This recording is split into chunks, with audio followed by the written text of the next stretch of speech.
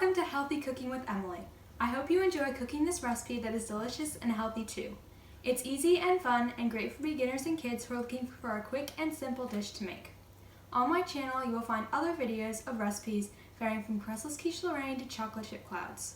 Always remember, when eating healthy, you can't go wrong in keeping your body nice and strong. In a small bowl, mash half of a banana with the back of a fork.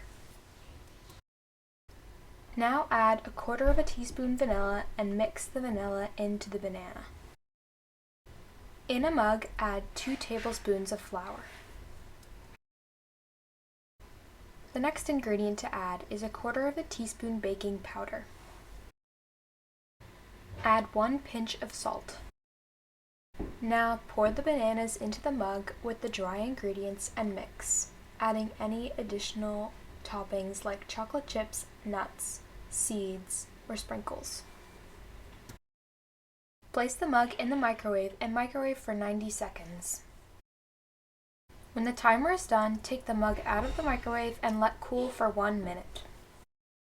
This recipe is a great way to make healthy muffins, especially if you choose not to use sugar and oil. By eating bananas, you are eating many vitamins and nutrients that are good for your body. By using bananas to make healthy muffins, you can enjoy the taste of the muffin and the benefits of the banana. When learning about nutrition and how to eat healthy, a good place to start is by looking at a food pyramid. In my opinion, the easiest one to understand and follow is the current one by MyPlate. It shows recommendations for the proportions of each food group you should eat with every meal. As you can see, half the plate is for fruits and vegetables and the other half is for grains and protein. People should eat 1 to 2 cups of fruit a day. Things that are in the food group are fresh fruit, canned fruit, frozen fruit, dried fruit, and 100% fruit juice. Everyone also needs to eat somewhere between 1 and 3 cups of vegetables a day. Some things that are in the vegetable group are fresh vegetables, frozen vegetables, canned vegetables, dried or dehydrated vegetables, and 100% vegetable juice. The next section of the plate is the grain section.